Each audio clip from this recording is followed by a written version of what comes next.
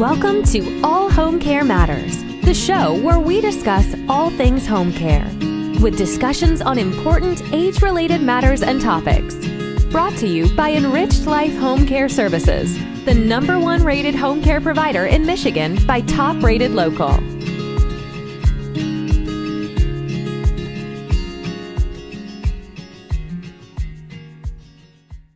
Hello, and welcome back to All Home Care Matters. If this is your first time visiting us here at the show, we want to say thank you for taking time out to be with us today. We appreciate how valuable everyone's time is, and that's why we try and make each episode here at All Home Care Matters something that will hopefully matter to you. On today's episode, we are talking about what you should and shouldn't do while visiting a loved one with dementia. Dementia can take so many things away from us and our loved ones, but we shouldn't let it take away time. Today, we will be discussing how you can ensure you have a successful visit if your loved one is in a facility, as well as what you should and shouldn't do when visiting. We will also be focusing heavily on the importance of visiting a loved one with dementia. So now let's move on to the rest of the show. Visiting a loved one with dementia may seem scary to you and to others that have been close to your loved one. Visiting doesn't have to be scary though. It is often a rewarding experience for both the visitor and the person with dementia. It is our hope that this episode, as well as our podcast as a whole, can help give you the tools to have a successful visit and end the stigma around dementia. If you've been listening to our recent episodes or watching them on our official YouTube channel, you will have noticed that we have been talking a lot about dementia and Alzheimer's. That is because we believe that the more educated people are on the subject, the closer our society and communities will be to becoming dementia-friendly. As the aging population increases, we are also going to be seeing an increase in dementia cases. As the release of this episode, there is no cure for dementia. There are treatment plans, but dementia isn't something that is going to go away in the near future. Taking the steps to establish dementia-friendly spaces in our communities now can help our loved ones and even ourselves when the time comes. Whether you are planning on visiting a loved one in a care facility or having visitors come to you, it is best to be prepared. Preparing for a visit is the first step of having a successful visit. Learning about dementia is a good first step before visiting a loved one with dementia. Our recent series on the 7 stages of Alzheimer's is an excellent place to start your learning too. You can find all of our current and past episodes of our podcast on our website, our YouTube channel, or on any of your favorite podcast streaming platforms. If your loved one has recently moved into a care facility or is going to be making the move to a care facility soon, there are a few things you can do to make their transition easier. The Family Caregiver Alliance says that during the first 2 weeks, visit often and stay as long as you want. If the facility has a policy of not allowing visitors for the first 2 weeks during the adjustment period, consider whether this is the right facility for you. In some cases, visiting may make the transition harder on someone with dementia, so make sure you talk to your doctor and the facility staff to determine what the best course of action is for your unique situation. And after you have chosen a care facility for your loved one, get to know the staff. They are the ones that are going to be caring for your loved one on a daily basis. They are also going to be the ones you will need to talk to for updates on your loved one and if any problems arise. Having a good working relationship with the staff can lessen some anxieties you may have about your loved one being surrounded by strangers. Moving into a facility can be scary for your loved one. If they seem nervous or upset about the move, try to cheer them up by decorating their space. Because this is their space. Putting up familiar decorations, pictures, blankets, and other comfort items they own can help them feel more at home in their new environment. The Family Caregiver Alliance also says that if your loved one is agitated about the move, have a story you use consistently about why he or she has to stay there, such as, the house is being painted and I don't want you to smell the fumes. I need to have a minor medical procedure and I can't take care of you while I'm recovering. I'm having some termite work done on the house, or the city is fixing the sewer. This is to help with diverting their agitation away from the situation and refocus on something else. If you are unable to divert your loved one's attention with these fiblets, change the subject and discuss the latest ballgame, the weather, politics, the grandchildren, or any other items or subjects that might help divert their attention away from being agitated. When you first come in for a visit, introduce yourself to your loved one. For example, I would say, "Hi, Dad, it's me, Lance." Saying your name instead of your relationship can help avoid unnecessary confusion for your loved one. If calling them mom or dad upsets them, address them by their name instead. It's not unusual that your loved one will tell you that they want to go home during your visit. Usually, when your loved one says they want to go home, they are really conveying that they are not yet comfortable in their new environment, and that is normal. It can and it will take your loved one some time to adjust to their new place of residence. To avoid fighting about not being able to go home, ask them what they like about their new home, or ask them to tell you about their new home. After about 2 weeks, you can start decreasing the amount and length of visits. Instead of visiting every day, visit every other day and so on. Bring treats and things to do with you on your visits. You can bring their favorite dessert, a favorite game, or even a few photo albums. Your loved one will be excited to have gifts, and it will give you a purpose for your visit. It can also be helpful to have a list of things you want to talk about, as your loved one most likely will not be able to give you conversation topics. Once your loved one is settled in their new environment, you can go for a walk around the facility. Getting out of their room can help improve their mood, even after your visit has ended. If the facility allows it, and if your loved one will not become confused or experience an outburst of negative emotions, you can even go on an outing outside of the facility. Many people enjoy going to a favorite lunch spot or to the park. Make sure you clear any outings with the facility first, though. Every facility will have their own policies and procedures and can be dependent on the type of facility they are living in. And you can continue to shorten your visits after the 2-week adjustment period. According to the Family Caregiver Alliance, the person with dementia usually doesn't remember if you have been there for 5 minutes or 5 hours. Ultimately, it's better to visit 3 times per week for 20 minutes and eventually once a week for an hour. But everyone's situation is unique, and you will know and get a feel for what the best situation is for your visits. Once your loved one is adjusted to their new residence, encourage others to visit them. Bring one of your loved one's friends along with you if they are nervous to visit by themselves. Limit visits to 2 people per visit to not overwhelm your loved one. And you can also start a visitor's book for everyone to sign if the facility allows items to be left in your loved one's room. The Alzheimer's Society says that it can become difficult for a person with dementia to remember all the comings and goings in their day. By creating a visitor guest book, you can help the person you're visiting to remember who has come to visit and how they spent their time together. Guest books can also be good conversation starters for other visitors and for the person with dementia to remember everything that has happened during their day. A guest book could be something as simple as an inexpensive notebook or a journal that is kept in a central, obvious location in the home where visitors will easily locate it, such as by the front door. Though it is best if the guest book is made so the person with dementia can enjoy it to the fullest. The following information should always be included: the date of the visit, the visitor's name, how you spent your time together that day, and when you will come visit again. Try to be as specific as possible. And the Alzheimer's Society also has 2 examples of what entries in a visitor book can look like. The first states the date on the first line. The first example is from a caregiver. "Dear Joanne, this is your home care worker, Anthony.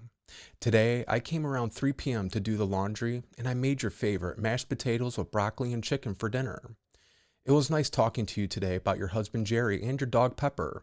I will be coming back on January 26th at 3 p.m. See you in a few days, Anthony." The second example is from a friend or a family member. The date, April 12th, 2015. "Hi, Dad. This is your daughter, Aisha.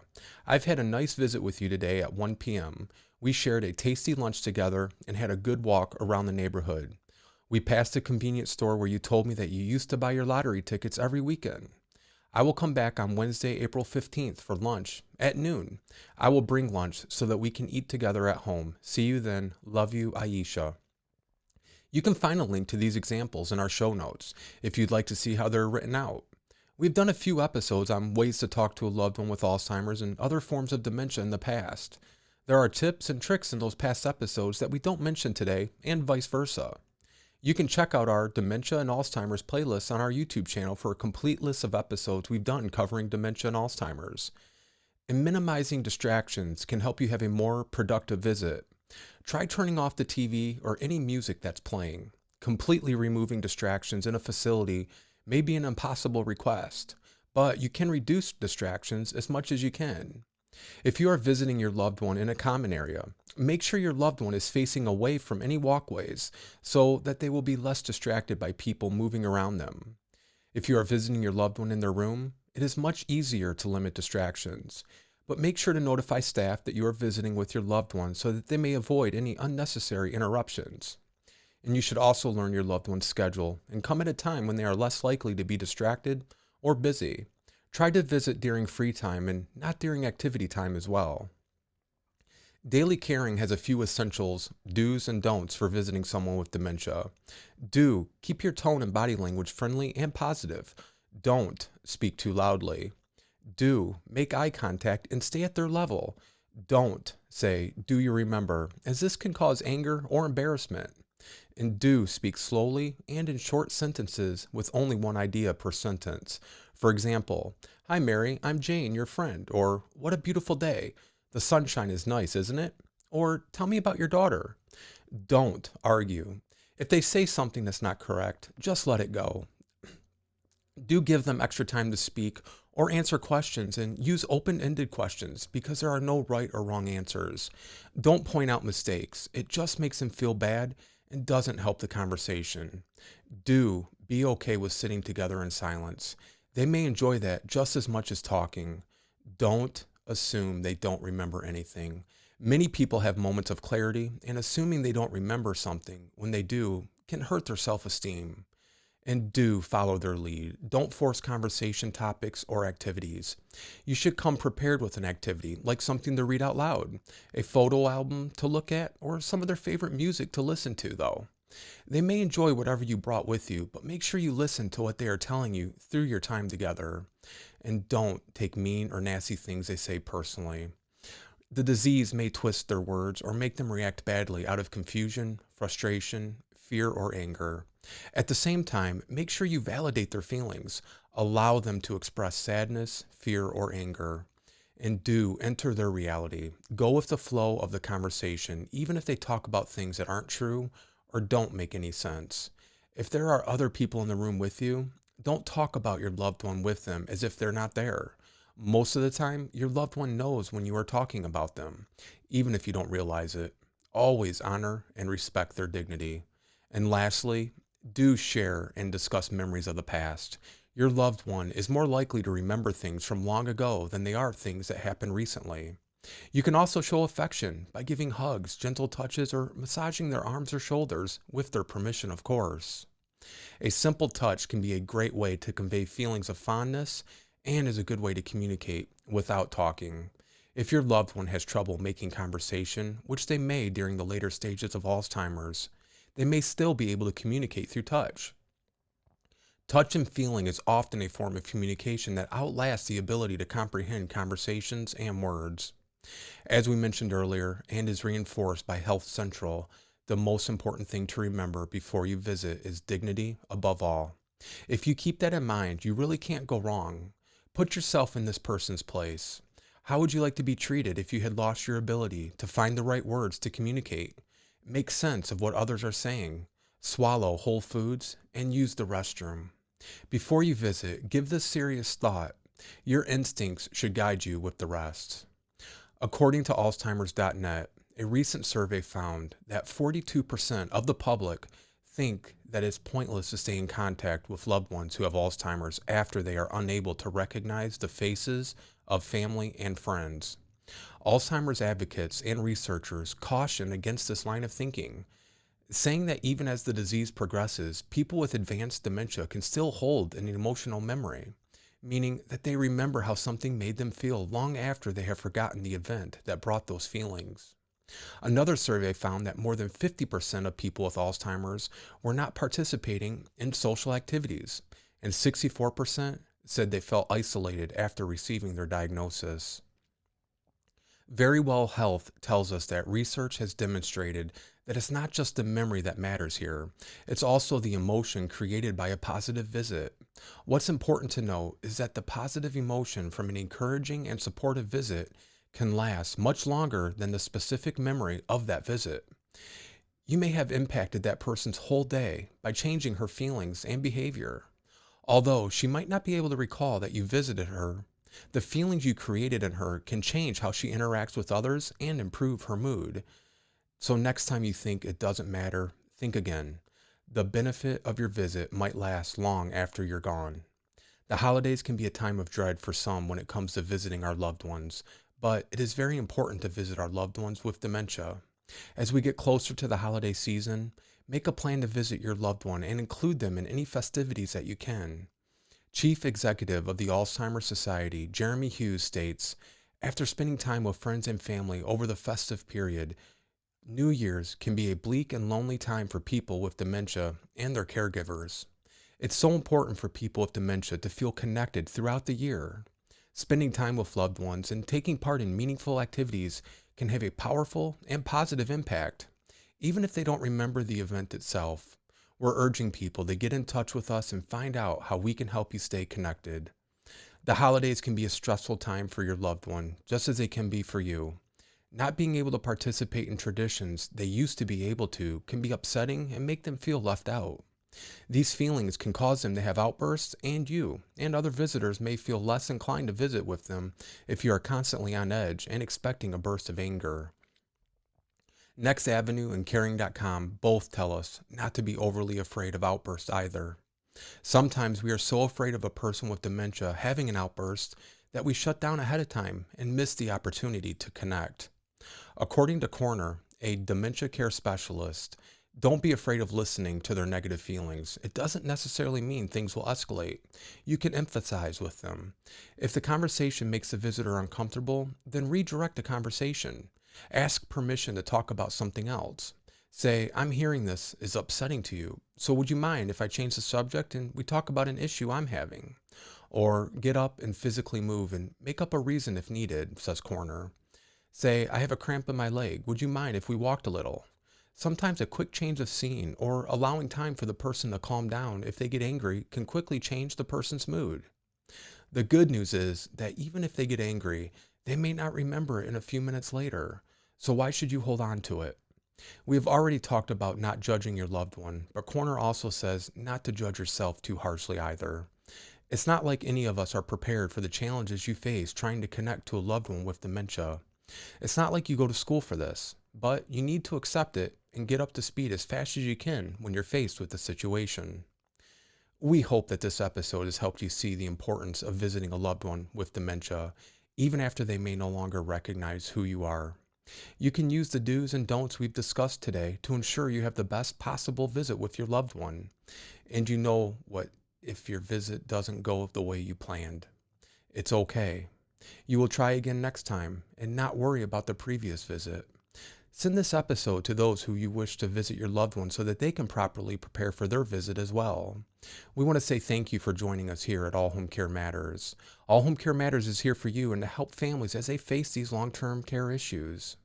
We invite you to please visit us at allhomecarematters.com, where there's a private, secure, fillable form where you can give us feedback, show ideas, or if you have questions.